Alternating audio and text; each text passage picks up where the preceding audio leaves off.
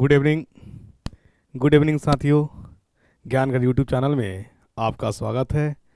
आप देख रहे हैं और प्रैक्टिस कर रहे हैं बीपीएससी फेज का जो है तीसरा चरण आ रहा है। मतलब फेज 1 हो चुका है, फेज 2 हो चुका है, फेज 3 के लिए आप प्रिपरेशन कर रहे हैं। भगवान से प्रार्थना है कि आपका इसमें सिलेक्शन हो जाए। जो आपका यानी जिस तरह से जो मार्क्स डिडक्टेड हो गया, मतलब जो जिससे की कमी से या किसी कारण से आपका सिलेक्शन नहीं हो पाया, तो इस बार आगामी जो एग्ज़ाम होने वाली है इसमें आपका सिलेक्शन हो जाए, ये भगवान से हमारी प्रार्थना है। और आप एक सज्जन और बेहतर शिक्षक बन करके शिक्षण का पाठन क्या करें, शिक्षण पाठन की काम शुरुआत करें। ठीक है, चलिए हम एक क्या कह सकते हैं, प्रयास कर सकते हैं, आपको सेट प्रैक्टिस करा सकते हैं। जिस तरह से प्रश्न पूछती है, मैं उस तरह की प्रश्न कराने की जो है ना क्या कहता हूँ, प्रयास कर सकता हूँ। अब आप पे निर्भर करता है कि आप कितनी जिम्मेदारी और कितने ईमानदारी के साथ सेट को प्रैक्टिस कर रहे हैं, राइट। अगर आप नहीं करेंगे, मेहनत नहीं करेंगे, सेट प्रैक्टिस नहीं करेंगे, तो दुनिया की कोई ताकत नहीं है जो किसी के लिए भी किसी चीज़ में कामयाबी दिला सके। ठीक है, कामयाब होने के लिए आपको खुद स्ट्रगल, मेहनत, प्रयास करना पड़ेगा, तब जा कर के आप कामयाब होंगे। और आप जब मुझ पे विश्वास किया है तो यकीन मानिए मैं आपकी उम्मीदों और विश्वास पे खरा उतरूंगा। जिस तरह के मैं सेट करा रहा हूँ इसी तरह का प्रश्न रहने का है। और जो एग्ज़ाम डेट जो एक्सटेंड हुआ है, ठीक है, जो डेट कैंसिल हुआ है, और ये प्राइमरी वाले 1 to 5 और 6 to 8 का जो एग्ज़ाम का है डेट है, एग्ज़ाम होगा, उन सभी साथियों और उन सभी विद्यार्थियों के लिए जो है ये कारगर सेट साबित होने वाला है। इसको बिल्कुल लाइट में नहीं लीजिए, सीरियस वे में लीजिए और पूरी प्रैक्टिस जितना क्वेश्चन है उसको ईमानदारी पूर्वक देखिए, सुनिए, कई बार रिपीट करने का प्रयास करिए। क्या रिपीटेड मोड में वीडियो को देख लीजिए, ठीक है ना, बहुत अच्छा हो जाएगा। ये विश्वास रखिए हम पे। आपने जब हम पे विश्वास रखा है तो मैं आपके विश्वास को विश्वासघात नहीं करूंगा, आपके विश्वास पे खरा उतरूंगा। ठीक है, चलिए तो बीपीएससी ट्री फेज यानी बिहार शिक्षक भर्ती 2024 के लिए आपके लिए कारगर है। बहुत बेहतरीन सेट है, बहुत बेहतर सेट है। आइए हम लोग सेट पे आते हैं। ठीक है, सेट आपका जो है प्रैक्टिस यानी बहुत क्वेश्चन का जो डिजाइन किया हुआ है ना, बहुत बेहतरीन और बहुत बेहतर क्वेश्चन का डिजाइन किया हुआ है। यानी हर एग्जाम के लिए कारगर है, जिस क्लास की तैयारी करना चाहते उस क्लास के लिए ये कारगर है। बहुत सुपेरियर, बहुत बेहतर सेट है। ठीक है, इसलिए लाइटली मत लीजिएगा और बहुत कंसेप्चुअल क्वेश्चंस है। ठीक है ना, चलिए पहला क्वेश्चन जो है आपके स्क्रीन पे है, कोशिका दर में ग्लूकोज के विघटन से क्या बनते हैं। मतलब प्रश्न क्या है, कोशिका दर में ग्लूकोज के विघटन से क्या बनते हैं। तो आप बताइए, देखिए ग्लूकोज के विघटन समझ रहे हैं, ग्लाइकोलाइसिस, ग्लूकोज का टूटना, और ग्लूकोज के टूटने से क्या बनता है। तो आपको पता होगा कि ग्लूकोज जो है टूटती है, कहाँ टूटती है, तो कोशिका दर में टूटती है, साइटोप्लाज्म में टूटती है, राइट। पहली बात समझ में आई, कोशिका टूटती है कहाँ, कोशिका दर में। ठीक है, चलिए, और ग्लूकोज कोशिका दर में टूट करके क्या बनाती है, तो याद रखिएगा पायरुवेट बनाती है। क्या बनाती है, पायरुवेट एसिड, पायरुवेटिक एसिड, और थोड़ी सी मात्रा में एटीपी बनाती है, ऊर्जा बनाती है, ये याद रखिएगा। ठीक, यानी ग्लूकोज जो है, ग्लूकोज टूटती है, कहाँ टूटती है, कोशिका दर में। आपसे पूछा जाए कि ग्लूकोज का पहला टूटना कहाँ होता है, तो साइटोप्लाज्म, कोशिका दर क्या बनाती है, तो बनाती है पायरुवेट। क्या बनाती है, पायरुवेट बनाती है, राइट। चलिए, और ये पायरुवेट कहाँ टूटती है, पायरुवेट जो है माइटोकॉन्ड्रिया में जाकर के टूट जाती है। और यहाँ पे क्या होता है, कंप्लीट एनर्जी एटीपी देता है। कितना एटीपी, 38 एटीपी। किसमें, जब श्वसन क्रिया, वायवीय श्वसन होगा, मतलब एरोबिक रेस्पिरेशन होगा। याद रखिएगा, जब ऑक्सीजन की उपस्थिति में जो चीज श्वसन क्रिया होती है उसे हम लोग वायवीय श्वसन कहते हैं।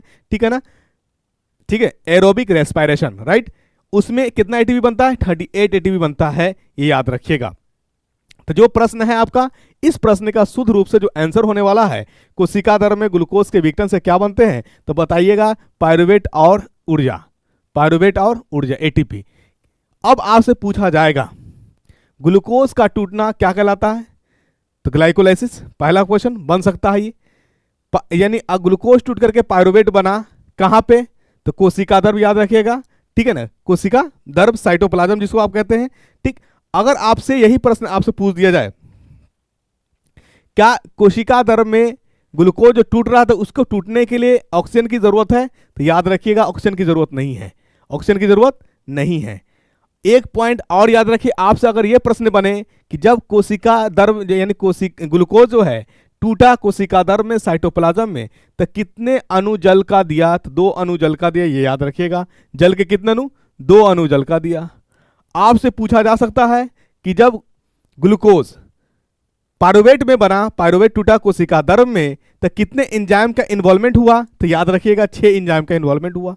देखिए प्रश्न जो बन सकता है संभावित, ये सब नई नई बातें मैं बता रहा हूं, और जितनी बातें मैं बता रहा हूं ये सब अपने आप में प्रश्न है और बहुत ही अच्छा प्रश्न है, ठीक है ना। क्योंकि एग्जाम जो आपका बीपीएससी एग्जाम लेती है, नीट का कुछ क्वेश्चन पूछा हुआ क्वेश्चन भी डाल दे रही है, जेईई मेंस का भी पूछा हुआ क्वेश्चन डाल दे रही है, तो आपके पास वो समय नहीं है कि नीट का क्वेश्चन को देखिए, जेईई मेंस का क्वेश्चन को देखिए। तो मेरा ये जिम्मेदारी है, मैं जो सेट लेकर के आऊंगा, तो जहां से क्वेश्चन पूछती है, जिस लेवल का पूछती है, तो कुछ क्वेश्चन को उसको कराते जाऊं और उसे बताते जाऊं, ताकि आप आसानी पूर्वक उसे बना ले जाएंगे। ठीक है, आई बात समझ में? चलिए बात समझ में आ गई। यानी पायरुवेट और ऊर्जा जो है, ग्लूकोज जब टूटती है, ग्लाइकोलाइसिस होता है कोशिका द्रव में, तो पायरुवेट और ऊर्जा देती है। ऊर्जा कितना, एटीपी अगर पूछ दिया जाए तो क्या बहुलक मात्रा में या अल्प मात्रा में, तो अल्प मात्रा में ऊर्जा मिलती है। यानी एटीपी जो है, एटीपी अल्प मात्रा में मिलती है। अल्प मतलब कम, अल्प मतलब कम, ये याद रखिएगा। आए बात समझ में? कितने एनर्जी की होती है, तो समझ लीजिए एनर्जी कितना, कम एनर्जी, कम एटीपी। अगर यहीं पे आपसे अगर प्रश्न पूछ दिया जाए कि क्रेब्स साइकिल कब बनता है, क्रेब्स साइकिल कब बनता है, तो याद रखिएगा कि जब पायरुवेट टूटती है एटीपी में, तो माइटोकॉन्ड्रिया में टूटती है। इसके लिए, इसको टूटने के लिए ऑक्सीजन की जरूरत होती है। किसकी जरूरत होती है? ऑक्सीजन की जरूरत होती है। तो जब ग्लूकोज का टूटना, ये जब ग्लाइकोलाइसिस होता है ऑक्सीजन की उपस्थिति में, मतलब वायवीय शोषण होगा, तो वायवीय शोषण के दौरान जो है ये क्रेब्स चक्र में बन जाता है। क्या बन जाता है? क्रेब्स चक्र में बनता है।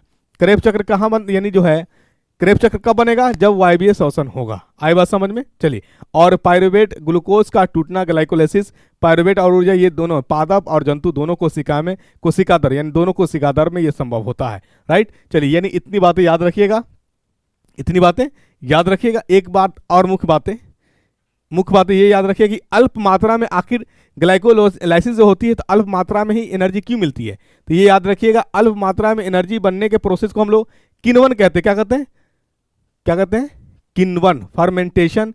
यानी इसी वजह से जो है, यानी किण्वन का टूटना, फैट का टूटना, वसा का टूटना, और वसा जो टूटता है, इस प्रोसेस में हमारा जो है एनर्जी जो होता है कम मात्रा में मिलता है। क्या होता है? कम मात्रा में। जब कंप्लीट डाइजेशन होता है हमारा वसा का, तो एनर्जी हमारा पूर्ण रूप से भरपूर मात्रा में मिलता है, ये याद रखिएगा। ठीक है, यानी पायरुवेट और अल्प मात्रा में एनर्जी का मिलना, यह एक बात का सूचक भी है कि यह किण्वन हो रही है, का फर्मेंटेशन हो रही है। राइट, चलिए आइए अगला प्रश्न में आते हैं हम लोग। अगला प्रश्न आपका, निम्नलिखित में से किस तेल में सोडियम को रखा जाता है?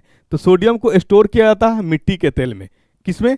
मिट्टी के तेल में, याद रखिएगा। क्योंकि सोडियम जो होता है हाईली रिएक्टिव होता है। क्या होता है? हाईली रिएक्टिव होता है। इसके ऑक्सीजन जैसी इसके यानी सोडियम जो है ऑक्सीजन के संपर्क में आएगा, ये बर्न हो जाएगा, कंप्लीटली जल जाएगा। इसलिए ऑक्सीजन से संपर्क को हटाने के लिए इसको डाला जाता है कहाँ? मिट्टी के तेल में डाला जाता है। और इससे भी ज्यादा हाईली रिएक्टिव होता है कौन? पोटेशियम। तो सोडियम और पोटेशियम को कहाँ डाला जाता है? मिट्टी के तेल में। एक प्रश्न मैं आपको कमेंट के लिए छोड़ रहा हूं, लिथियम को कहाँ स्टोर किया जाता है, ये कमेंट करके बताइएगा मुझे। लिथियम को कहाँ स्टोर किया जाता है? लिथियम को, ठीक है ना, ये कमेंट करके मुझे बताइएगा। आइए अगला प्रश्न में आते हैं हम लोग। सोडियम का एटॉमिक नंबर कितना होता है? सोडियम का एटॉमिक नंबर होता है 11। बहुत अच्छा। एटॉमिक द्रव्यमान यानी परमाणु मास कितने होते हैं? परमाणु द्रव्यमान होता है 23। यही में एक प्रश्न पूछ दे कि सोडियम में न्यूट्रॉन की संख्या कितनी होती है? तो सोडियम में न्यूट्रॉन की संख्या 12 होती है। ठीक है, प्रोटॉन कितने? प्रोटॉन 12, सॉरी प्रोटॉन 11, इलेक्ट्रॉन कितने? 11, और प्रोटॉन कितने, सॉरी न्यूट्रॉन कितने होते हैं? न्यूट्रॉन हो गए 12, प्रोटॉन 11, इलेक्ट्रॉन 11, किस में? सोडियम में। और जो नंबर ऑफ प्रोटॉन्स होता है वही एटॉमिक नंबर होता है। ठीक है, चलिए अब अगला प्रश्न क्या है, टाइफाइड किसके कारण होता है? तो टाइफाइड जो है यहां जो दिया हो, टाइफाइड एक बैक्टीरिया से होने वाला बीमारी है, जीवाणु से होने वाला बीमारी है। यहाँ जीवाणु और ये सब चीज दिया नहीं है, तो इसमें दूषित पानी भी अगर आप पी लेंगे तो दूषित पानी पीने से भी क्या होता है? टाइफाइड हो जाता है। तो दूषित पानी, इसका जो आंसर होगा क्या होगा? दूषित पानी पीने से आपको जो है टाइफाइड का कंडीशन, टाइफाइड हो सकता है। दूसरी बात, अगर टाइफाइड हो जाए तो इसके लिए यानी कैसे पता चले, कौन सा टेस्ट कराएं जिससे टाइफाइड डिटेक्ट करता हो? तो ये याद रखिएगा, विडाल टेस्ट आता है। यानी टाइफाइड को क्लियर करने के लिए कौन सा टेस्ट? विडाल टेस्ट कराया जाता है। ठीक है, चलिए बैक्टीरिया जो है, ये टाइफाइड जो होने वाली है, टाइफाइड अगर बैक्टीरिया से बात करें कि जो है टाइफाइड किस प्रकार की जीवाणु से होती है, तो याद रखिएगा कि जो है टाइफाइड जो है सल्मोनेला टाइफी, यानी जीवाणु का नाम है सल्मोनेला टाइफी, यानी टाइफाइड जो होता है सल्मोनेला टाइफी से होता है। ठीक है ना, इसमें आपको रह रह के बुखार आएगी। क्या है इस सिम्टम, क्या है लक्षण इसका? रह रह के बुखार आएगी, और जब अचानक बुखार आएगी 100 एबव आएगी। अब तो कोई भी बुखार हो 100 एबव ही रहता है, लेकिन उस टाइफाइड में जो फीवर आएगी ठंडी लगने के बाद आएगी, यानी आपको बहुत कंपन फील होगा, कपकपी टाइप का ठंडी आपको लगेगी शरीर में। ठीक है, चलिए आई बात समझ में। निम्नलिखित में से कौन एक परमाणु का द्रव्यमान निर्मित करता है? तो याद रखिएगा, किसी भी एटॉम का परमाणु द्रव्यमान जो होता है उसका प्रोटॉन और न्यूट्रॉन को सम करने से होता है। मतलब एटॉमिक मास जो होता है, परमाणु द्रव्यमान जो होता है, परमाणु द्रव्यमान का फॉर्मूला आप लिखिएगा, क्या लिखिएगा? नंबर ऑफ प्रोटॉन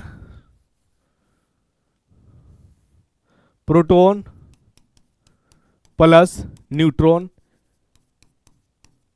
ये आपका परमाणु द्रव्यमान देती है। ठीक है ना, जिसको आप एटॉमिक मास कहते हो। क्या कहते हो? एटॉमिक मास, ये याद रखिएगा। चलिए ठीक है, तो क्या होता है, प्रोटॉन और न्यूट्रॉन को जब जोड़ देंगे तो परमाणु द्रव्यमान आएगा। अगला प्रश्न क्या है, प्रोटॉन की खोज किसने की? बोलिए, रदरफोर्ड, बहुत अच्छा। इलेक्ट्रॉन की खोज जे थॉमसन, गुड। न्यूट्रॉन की खोज जेम्स चैडविक, बहुत अच्छी। इसका मतलब प्रिपरेशन आपका पीक पे है, गुड, वेल डन। इसको मेंटेन रखने की ज़रूरत है, लगातार वे में इसको मेंटेन रखिए।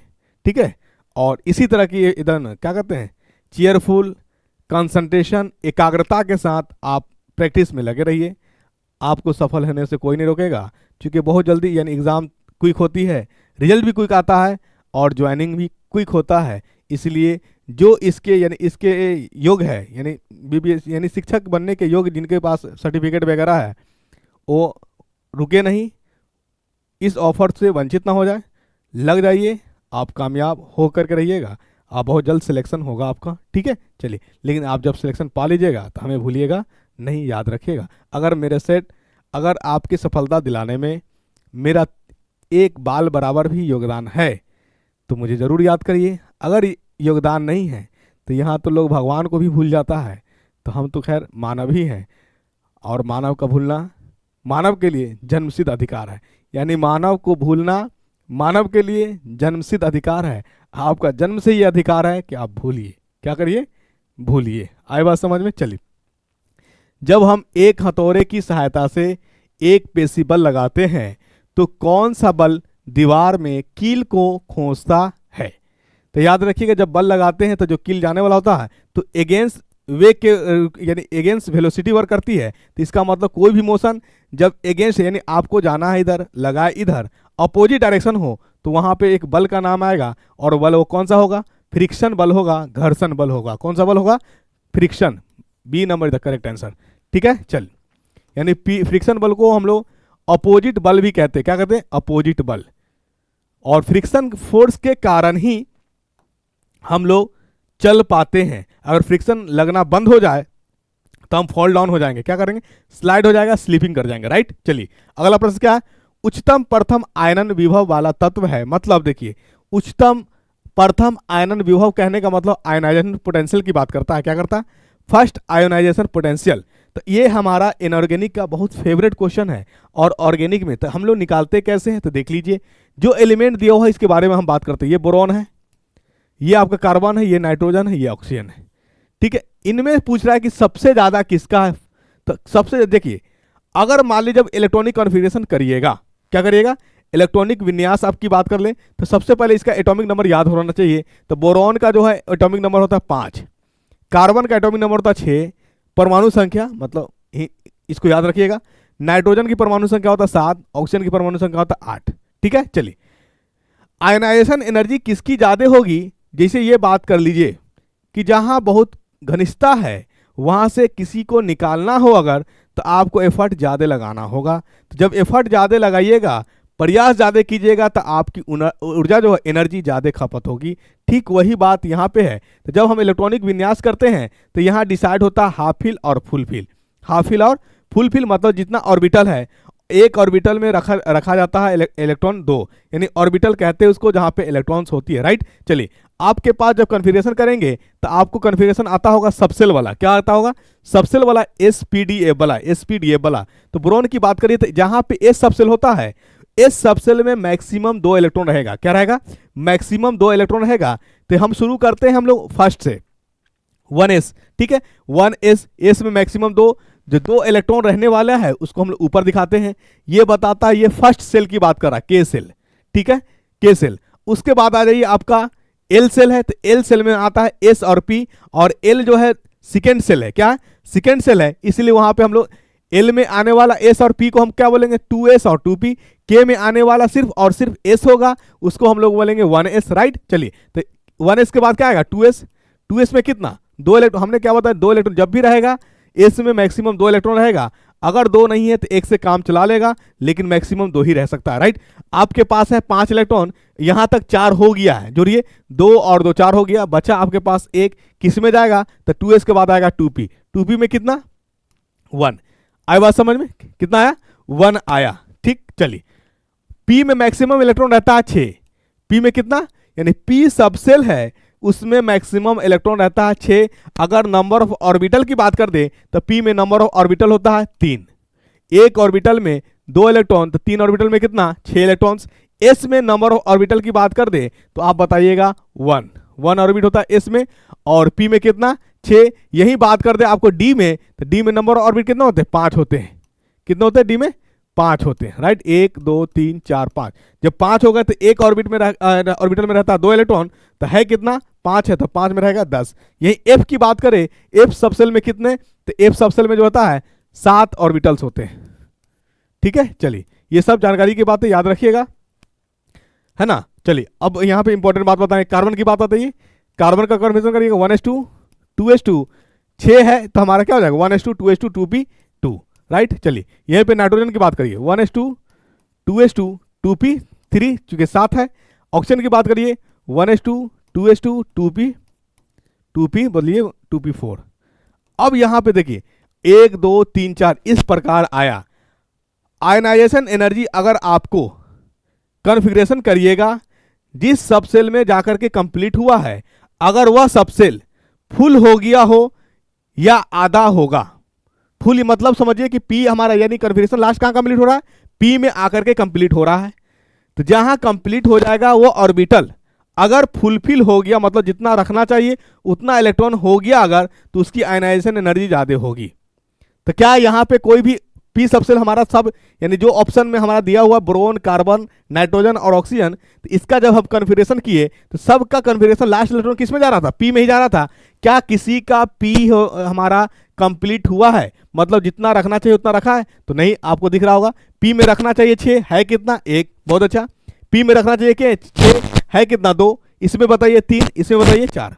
आए बात समझ में। तो यहां पे आपको याद रखिएगा, अगर जितना रखना है उतना नहीं है, अगर हाफ फिल है, फुल हो जाएगा तो उसकी आयनाइजेशन एनर्जी क्या हो जाएगी, ज्यादा। मतलब फुल हो जाए अगर, कोई स्टेबल अगर हो जाए तो उसको तोड़ना बहुत मुश्किल होता है। क्या होता है, बहुत मुश्किल होता है। और भटकाना उसके लिए आसान होता है जो अनस्टेबल होगा, राइट। यानी अनस्टेबल होगा, अस्थिर के लिए भटकाना बहुत आसान है, उसको यूज करना बहुत आसान है। लेकिन जो स्थिर है, जो स्टेबल है, उसको भटकाने के लिए, उसको इस्तेमाल में लाने के लिए बहुत एनर्जी की ज़रूरत होगी, बहुत एनर्जी आपको लॉस करना पड़ेगा। तो अब यहाँ पे आ गई, ये तो हमारा 5 रखना चाहिए, 6 है कितना, 1। ये तो ऐसी अनस्टेबल है, तो इसको भटकाने के लिए आपको एनर्जी ज़्यादा देना नहीं पड़ेगा, इसमें कम एनर्जी लगेगी, लेस एनर्जी, ठीक है।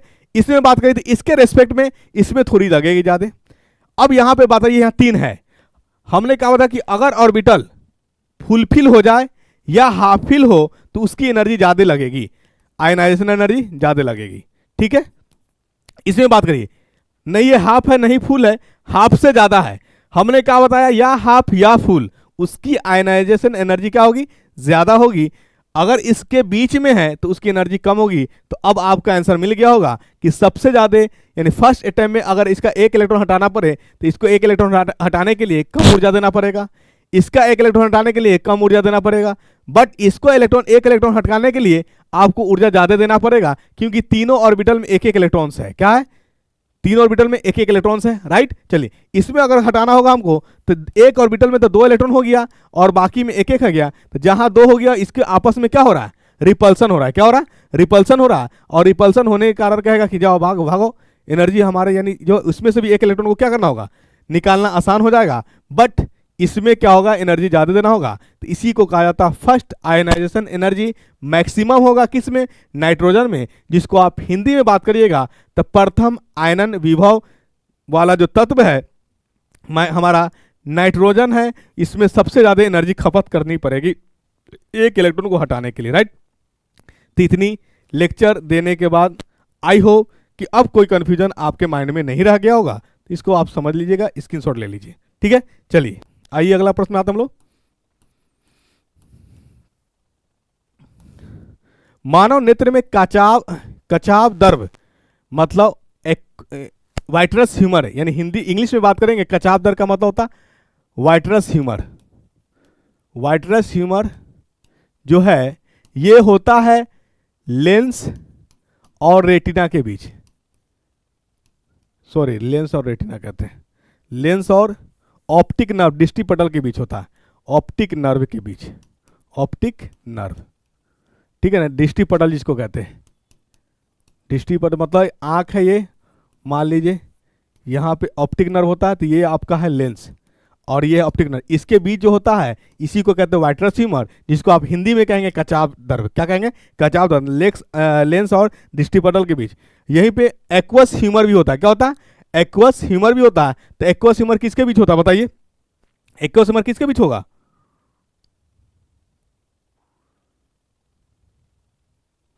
एक मिनट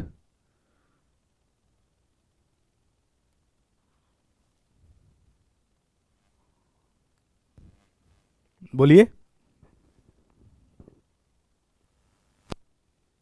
एक्वस ह्यूमर आप देखो यहाँ पर जो पार्ट होता है इसको हम लोग एक्वस ह्यूमर कहेंगे। क्या कहेंगे, इसको एक्वस ह्यूमर कहेंगे, जिसको हम लोग जो क्या कहते हैं हिंदी में क्या कहेंगे, जलीय कोष्ठक कहते हैं। एक्वस ह्यूमर को क्या कहते हैं, जलीय कोष्ठक। तो ये हमारा जो है दृष्टि पटल, ये आपका जो है क्या कहते हैं इसको, रेटिना और लेंस के बीच, रेटिना और लेंस के बीच जो है आपको क्या कह सकते हैं, बोलिए बोलिए।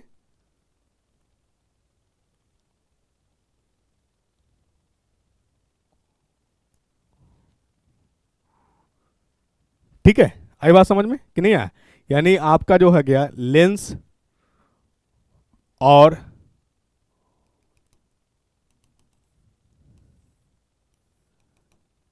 लेंस और बोलिए, यानी आपका जो है लेंस और दृष्टि पटल के बीच जो होता है हमारा कचाव द्रव होता है, वाइट्रस ह्यूमर रहता है, ठीक। और आपसे पूछे एक्वस ह्यूमर, एक्वस ह्यूमर को कहते हैं जलीय कोष्ठक। क्या कहते हैं, जलीय कोष्ठक। ये किसके बीच होता है, तो ये याद रखिएगा, लेंस और बोलिए, लेंस और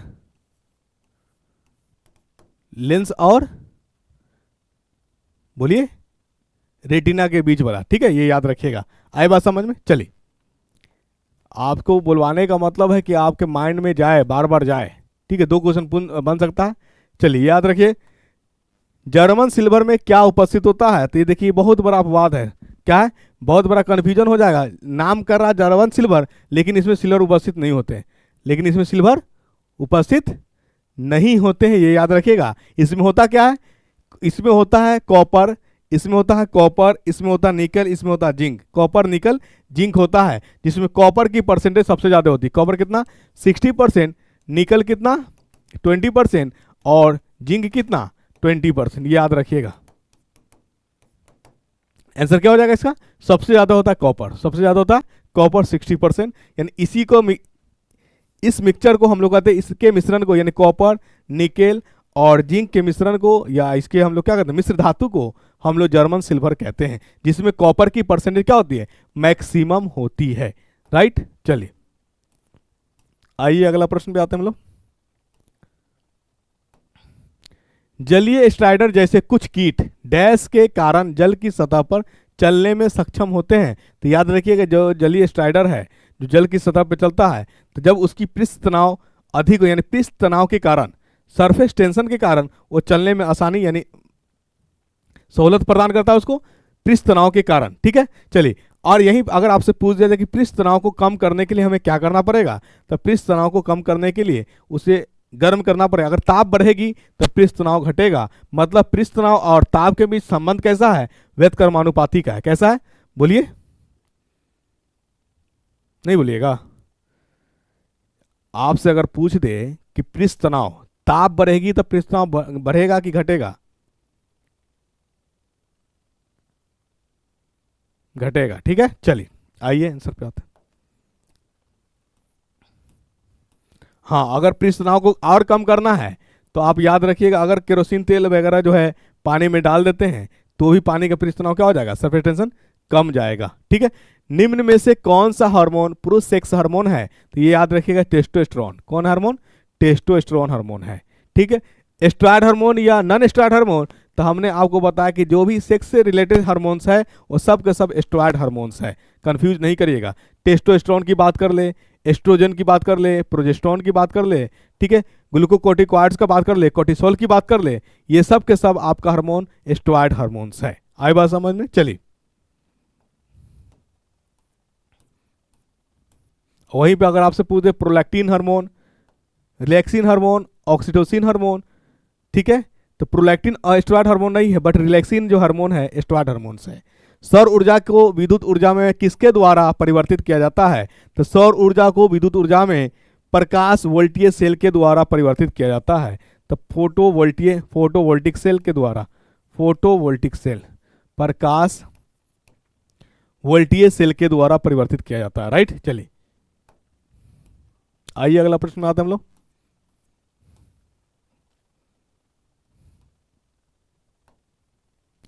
असमतापीय जंतु जिनका हृदय द्विकक्षीय होता है, यानी कोल्ड ब्लडेड एनिमल, ठीक है ना, कोल्ड ब्लडेड एनिमल्स जो होता है, और जो मछली है, मछली में दो मेंबर होता है, सॉरी दो चेंबर हार्ट्स होता है हृदय। कौन, अलिंद और निलय, एट्रिकल और एट्रियम और वेंट्रिकल, एट्रियम और वेंट्रिकल। तो ये मछली का कौन कौन है देख लीजिए। तो मछली आपका शार्क वाला है, ये इसमें आपका 2 चेंबर जो है हार्ट होता है, 2 चेंबर क्या है, हार्ट्स है। राइट, चलिए आई बात समझ में कि नहीं आई, ठीक है, आंसर मिल गया।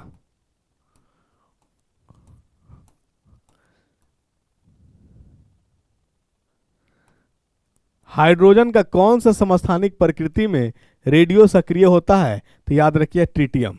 कौन है, ट्रिटियम। यानी हाइड्रोजन का 3 समस्थानिक होता है, आइसोटोप्स होता है, हाइड्रोजन यानी प्रोटियम, ड्यूट्रियम और ट्रिटियम। अगर आपसे पूछ दिया पूरे एलिमेंट्स में, पूरे तत्व में, पूरे केमिस्ट्री में एक ही हमारा उदाहरण है, वो प्रोटियम है, जो हाइड्रोजन का समस्थानिक आइसोटोप्स है, जिसमें न्यूट्रॉन्स नहीं होते हैं। यानी वैसा एलिमेंट का नाम बताइए, वैसी तत्व का नाम बताइए जिसमें न्यूट्रॉन की संख्या 0 है, तो आप आंख बंद करके प्रोटियम बताइएगा। प्रोटियम में न्यूट्रॉन 0 होता है, जो समस्थानिक है, आइसोटोप्स है किसका, हाइड्रोजन का। और जैसी आइसोटोप्स समस्थानिक की बात किया जाए तो ये सेम तत्व की बात करता है। वहीं पे आइसोभार की बात किया जाए, समस्थानिक भार की बात किया जाए, ठीक है ना, मतलब आइसोबार की बात किया जाए जिसमें भार सेम हो तो वो डिफरेंट एलिमेंट की बात करेगा, लेकिन जैसी आइसोटोप्स की बात करेगा समस्थानिक, इसमें जो हो जाएगा इसमें सेम एलिमेंट्स की बात करेगा, राइट। चलिए बाकी हमारा आइसोटोन है तो आइसोटोन भी डिफरेंट एलिमेंट्स हो जाएंगे। आइसोबार भी डिफरेंट, यानी आइसोबार मतलब समभार, मतलब एक समान भार, क्या कहते हैं सम न्यूट्रॉनिक, मतलब न्यूट्रॉनिक की संख्या सेम, तो ये डिफरेंट एलिमेंट्स हो सकते हैं, लेकिन जैसी समस्थानिक आ जाए वो सेम एलिमेंट्स की बात करेगा, राइट। चलिए गैलेना मूल रूप से एक डैश है, यानी गैलेना जो है एक और है, अयस्क है, किसका अयस्क है, या खनिज भी कह सकते हैं। गैलेना खनिज है किसका, बोलिए, सीसा का, ठीक है, लेड का, पीवी का, गैलेना, यानी इसमें जो अशुद्धियां मिलती है उस अशुद्धियां को हम लोग बोलते हैं सल्फर, यानी लेड में, सीसा में अगर सल्फर मिल गया है तो उसको हम लोग कहते हैं लेड सल्फाइड, और इसी को हम लोग कहते हैं गैलेना, क्या कहते हैं, गैलेना, राइट। चलिए पीबीएस, और ये एक अयस्क है, खनिज है, कैसा खनिज है, सल्फाइड खनिज है, क्या ये सल्फाइड खनिज है, तो यह याद रखिए सल्फाइड खनिज है, ठीक है। किसका अयस्क है, बोलिए, सीसा का अयस्क है, ठीक है। पीबीएस सल्फाइड ओर वाला, और सल्फाइड ओर वाले को हटाने के लिए क्या इस्तेमाल करते हैं, कौन सा विधि, तो याद रखिएगा रोस्टिंग। सल्फाइड अगर आपसे पूछ दिया जाए सल्फाइड इंप्योरिटीज को हटाने के लिए किस विधि से का इस्तेमाल किया जाता है, तो याद रखिएगा रोस्टिंग, ठीक है। और एक आता है कार्बोनेट ओर, मतलब जिसमें कार्बोनेट अशुद्धियां पाई जाती है, तो उसको हटाने के लिए ये हमारा सल्फाइड वाला है, और एक है कार्बोनेट वाला, तो कार्बोनेट वाले को हटाने के लिए कैल्सिनेशन कहा जाता है, क्या कहता है, कैल्सिनेशन, राइट। ये याद रहेगा, कोई दिक्कत, बोलिए, कोई दिक्कत नहीं तो बेहतर है। चलिए आइए अगला प्रश्न आएगा आपके, लेकिन एक प्रश्न और, अगर आपसे पूछ दिया जाए कि दाता समूह का जो अशुद्धियां वो कौन है, तो याद रखिएगा नाइट्रोजन फैमिली, मतलब न्यूजीलैंड, पाकिस्तान, ऑस्ट्रेलिया सब भिखारी, ये ट्रिक है, ये कोड है, याद रखिएगा। यानी नाइट्रोजन को बोला जाता है दाता टाइप का अशुद्धियां, क्या बोला जाता है, दाता टाइप की अशुद्धियां, राइट। चलिए कितना सहजता नाम है। आइए अगला प्रश्न क्या है, उसमें ऊर्जा को विद्युत ऊर्जा में परिवर्तन करने के लिए किस उपकरण को बनाया गया है, यानी उष्मीय ऊर्जा को, यानी जो है भाप वाला को जो है विद्युत ऊर्जा में परिवर्तन करने के लिए किस उपकरण को बनाया गया, तो याद रखिएगा थर्मोकपल, क्या बनाया गया, यानी थर्मोकपल वैसा है जो वेपर को इलेक्ट्रिसिटी में कन्वर्ट करता है, इसी को हम लोग कहते हैं थर्मोकपल, ठीक है। अगर वही बात कर लिया जाए इमर्सन हीटर क्या होता है, तो इमर्सन हीटर जो पानी उनी गर्म करते हैं ठंडी में, आप देखे भी होंगे, एक रॉड नुमा होता है, उसी को हम लोग इमर्सन हीटर कहते हैं।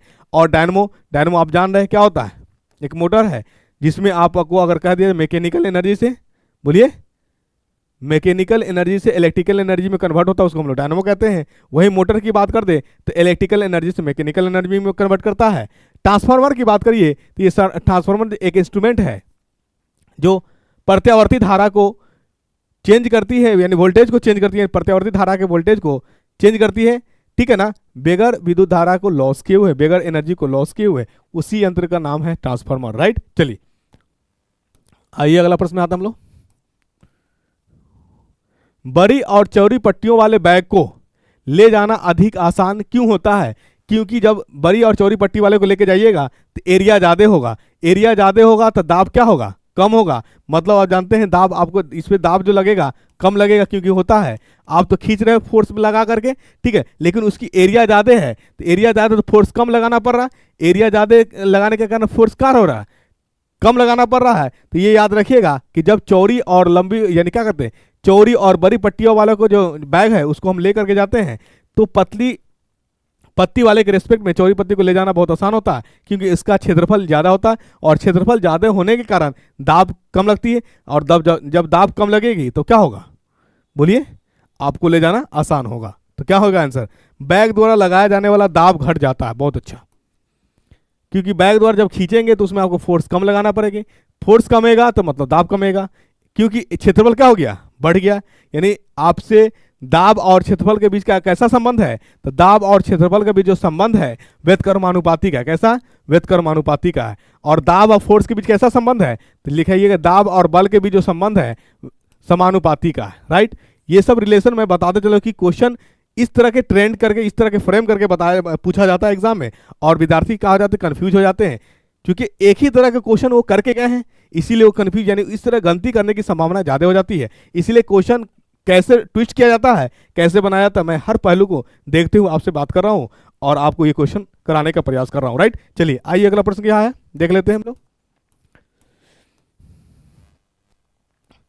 गुणसूत्र निर्मित होते हैं, तो गुणसूत्र जो है निर्मित होते हैं डीएनए से, आरएनए से और साइटोकाइनिन मतलब प्रोटीन से भी होता है। क्या नहीं, प्रोटीन यानी डीएनए, आरएनए और साइटोसिन जो प्रोटीन है, मतलब उसको क्या कहते हैं, हिस्टोन और नॉन हिस्टोन प्रोटीन कह लेंगे। तो ऑप्शन है क्या, आरएनए एवं डीएनए से, तो आरएनए एवं डीएनए तो हो ही सकता है, और साथ में प्रोटीन है क्या, डीएनए एवं प्रोटीन, तो आरएनए एवं डीएनए और यहीं पे हम जोड़ देते हैं प्रोटीन।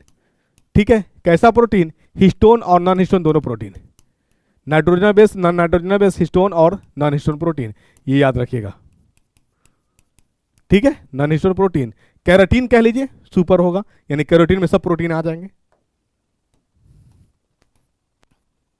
चलिए अगला प्रश्न क्या है, उन कीटों में से जो द्रवीकरण के बाद अपना भोजन ग्रहण करते हैं, तो आपका है ये हाउस फ्लाई, मतलब घर की जो मक्खी जो होती है वो, उसका ये कारण है, ये स्टेप है। चलिए आइए अगला प्रश्न में आते हम लोग।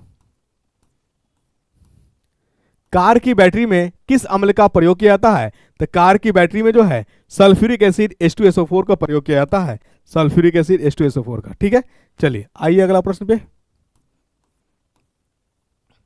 अगर अगर एगार एगार लिखा गया है, इसको हम लोग अगर अगर कह ले, अगर अगर, अगर अगर से प्राप्त होता है, तो अगर अगर जो है ये रेड फाइसी है, रेड फाइसी मतलब लाल शैवाल से प्राप्त होता है, और लाल शैवाल को हम लोग कहते हैं गैलेडियम कहते हैं, क्या कहते हैं, गैलेडियम कहते हैं, ये याद रखिएगा, गैलेडियम, यानी गैलेडियम को हम लोग रेडोफाइसी कहते हैं, मतलब लाल शैवाल कहते हैं, ये शैवाल फैमिली से, तो याद रखिएगा। अगर अगर की बात करें तो अगर अगर किससे, रेडोफाइसी, जिसको हम लोग गैलेडियम कहते हैं, क्या कहते हैं, गैलेडियम, गैलेडियम। अरे बात समझ में, ये गैलेडियम क्या है, लाल शैवाल है, शैवाल का टाइप है, मतलब लाल शैवाल, भूरा शैवाल, नीला शैवाल, देखे ना, उसी तरह के इसको है लाल शैवाल, लाल शैवाल से ही। अगर अगर आखिर पूछेगा कि अगर अगर है क्या, तो एक जिलेटिन है, मतलब जेली लाइक सब्सटेंसेस है, ये याद रखिएगा, जेली लाइक सब्सटेंसेस है, जिलेटिन है, राइट। चलिए आइए अगला प्रश्न आता हम लोग।